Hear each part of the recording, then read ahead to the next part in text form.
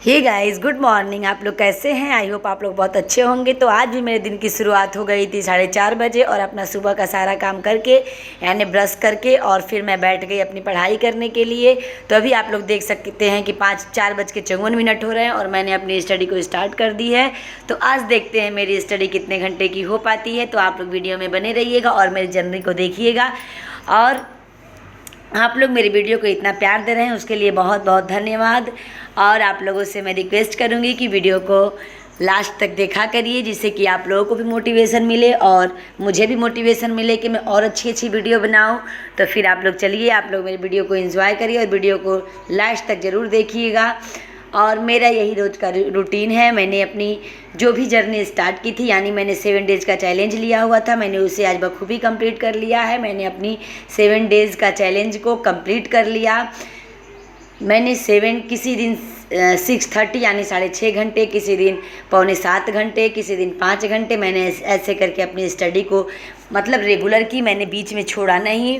तो मुझे बहुत अच्छा लगा। और मैं अब नेक्स्ट चैलेंज जो लूँगी 21 डेज़ का लूँगी। तो आप लोग उसमें भी कॉर्पोरेट करिएगा, उसमें मेरा साथ दीजिएगा। आप लोग स्टडी को स्टार्ट करिए और आप लोग भी 21 दिन का चैलेंज लीजिए। अगर आप 21 दिन का चैलेंज नहीं ले पाते हैं तो उससे कम डेज़ का चैलेंज लीजिए, लेकिन लीजिए और उसे कंप्लीट करने की कोशिश कीजिए। ज़रूरी नहीं है कि मैंने 6 घंटे की स्टडी ली है तो आप भी 6 घंटे की स्टडी का ही चैलेंज लेंगे।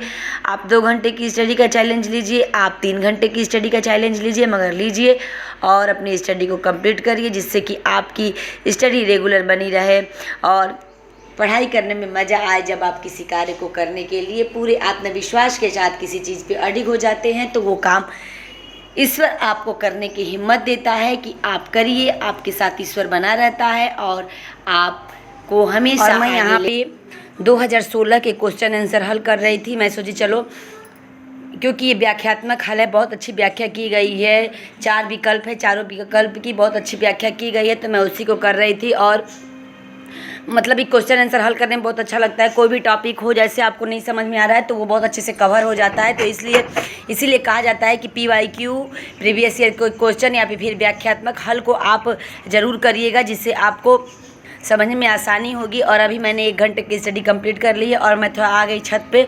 बारिश हुई थी तो मौसम बहुत ठंडा था। अभी बज रहे हैं सुबह के 6। तो मैं सोची चलो थोड़ा सा टहलाऊँ ऊपर। उसके बाद फिर बच्चों के लिए लंच बनाना था, ब्रेकफास्ट बनाना था, सब जल्दी जल्दी करना पड़ता है। उसके बाद तो फिर टाइम ही टाइम होता है।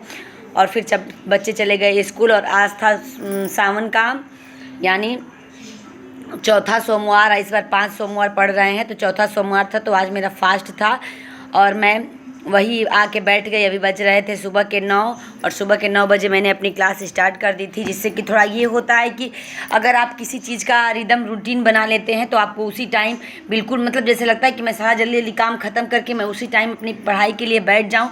और मैं हाउसवाइफ से ये कहूँगी कि आप जितना जल्दी हो सके आप काम को अपने ख़त्म करिए और जो काम आपका ज़रूरी ना हो उसे कुछ टाइम के लिए स्किप भी कर दीजिए।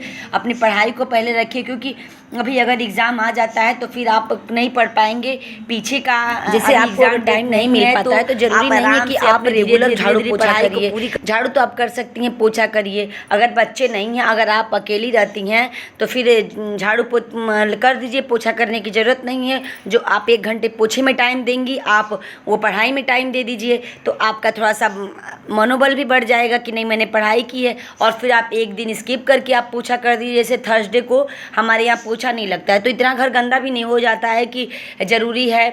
तो इसलिए आप एक दिन स्किप करके पोछा किया करिए। झाड़ू तो रेगुलर लगाना है, झाड़ू को तो स्किप नहीं कर सकते हैं। तो इसलिए जैसे आप घर की सफाई जो लोग 2 दिन पे करते हैं वो 4 दिन पे करें, वो 1 हफ्ते पे करें, ज़रूरी नहीं है। थोड़ा सा अगर पढ़ाई कर रहा आदमी तो थोड़ा सा इधर का काम उधर डाइवर्ट कर दे तो सही रहेगा।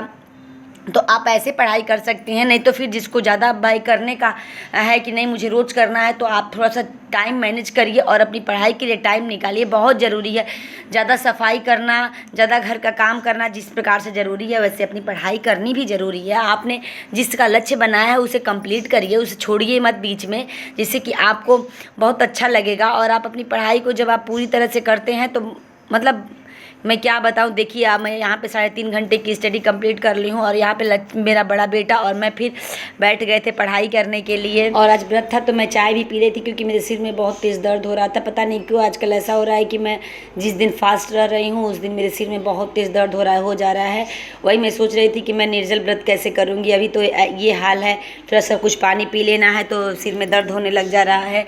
लेकिन फिर भी मैंने अपनी स्टडी को स्किप नहीं की। जैसा कि मैं आप लोगों से कहती हूँ कि मुझे चाहे कुछ भी हो जाए, मैं आंधी आ जाए तूफान आ जाए, मैं अपनी स्टडी को स्किप नहीं करती हूँ। तो फिर मैं अपनी स्टडी में लग गई थी। और एक आज मुझसे बहुत बड़ी मतलब क्या बोलूँ मैं गलती हो गई। आज मैंने अपना ऐप में क्वेश्चन आंसर किया था, यानी कि सर टेस्ट सीरीज लगाए हुए थे, टेस्ट दिया था। लेकिन मेरे पता नहीं क्यों आज मेरा दिमाग काम नहीं किया कि क्यों मेरे क्वेश्चन बहुत गलत हुए। इसलिए मुझे बिल्कुल अच्छा नहीं लगा। मैं सोची कि हे भगवान पता नहीं क्या हो रहा है मेरे साथ, मुझे ऐसा क्यों हो रहा है। मैं इतना पढ़ रही हूँ फिर भी मेरे क्वेश्चन आंसर गलत हो रहे हैं। लेकिन फिर मेरे मन में ये आया कि मैं उससे सीख रही हूँ। अगर क्वेश्चन गलत हो रहे हैं तो कोई बात नहीं, मुझे वो जो क्वेश्चन गलत है वो मेरे ध्यान में बने रहेंगे और मुझे फिर से पढ़ने में आसानी होगी। तो इसलिए मेरा यही रूटीन है। और अब मैं आ गई हूँ किचन में डिनर बनाने के लिए। अब हो गए हैं डिनर के टाइम, तो थोड़ा सा सामान बिखरा हुआ था तो मैं सोची चलो पहले किचन को ठीक कर लेती हूँ, उसके बाद ही अपना शाम का डिनर बनाऊंगी। और मैं यहाँ पे बनाने लगी डिनर। ये हमारे जीवन से कभी नहीं जाने वाला है, सच में मैं क्या बताऊं। कभी कभी मन करता है कि कोई छुट्टी दे देता, बोल देता कि तुम 2 दिन रेस्ट कर लो, मैं सारा घर का काम कर दूंगी, चाहे फिर मगर कर दूंगा या फिर कर दूंगी या फिर मतलब जो भी हो। मगर पता नहीं कब ऐसा होगा, क्योंकि मैं अब कभी कभी ऐसा लगता है कि सब कुछ छोड़ दो, थक चुकी हूँ। लेकिन फिर एक तरफ का होता है ना कि 2 तरफ का दिमाग होता है, कोई बोलता है नेगेटिव करो, कोई बोलता है पॉजिटिव करो। जब ज़्यादा नेगेटिव हावी होने लगे तो पॉजिटिव की तरफ आप चले जाइए, क्योंकि जब जो चीज़ ज़्यादा हावी होती है वो बहुत ख़तरनाक भी होती है। तो इसलिए आप हमेशा अपने अच्छे कर्मों को करिए, कर्म का फल बहुत मीठा होता है। कर्म का फल जब मिलता है ना तो सारे दुनिया में ढिढोरा पीट जाता है और जो उसका आनंद होता है उसको आप अनुभव कर सकते हैं, क्योंकि आपने बहुत ऐसे काम किए होंगे जो बहुत अच्छे काम किए होंगे और आपको उससे बहुत खुशी हुई होगी। आप हमेशा अच्छे कर्मों को करिए।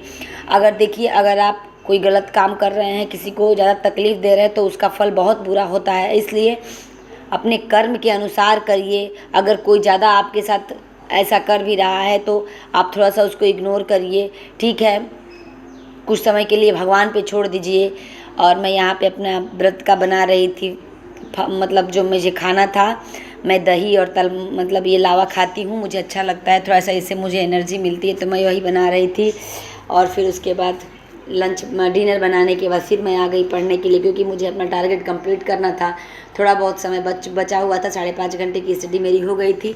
तो मैं सोची चलो मैं 1 घंटा और पढ़ लेती हूँ। 9 बजे तक सारे लोग मेरे यहाँ डिनर कर चुके थे तो मुझे समय मिल गया और मैं पढ़ने के लिए बैठ गई। और सच बताऊं तो मैंने जो 7 दिन का चैलेंज लिया हुआ था, मुझे चैलेंज को पूरा करने में बहुत मज़ा आया। तो फिर चलिए मैं वीडियो का यहीं पे एंड करती हूँ। वीडियो अगर अच्छी लगी है तो वीडियो को दिल से लाइक, शेयर और सब्सक्राइब ज़रूर करिएगा और खुद मोटिवेट होइएगा, दूसरे को मोटिवेट करिएगा और अपनी स्टडी को हमेशा आगे रखिएगा। तो फिर चलिए, तब तक के लिए बाय बाय।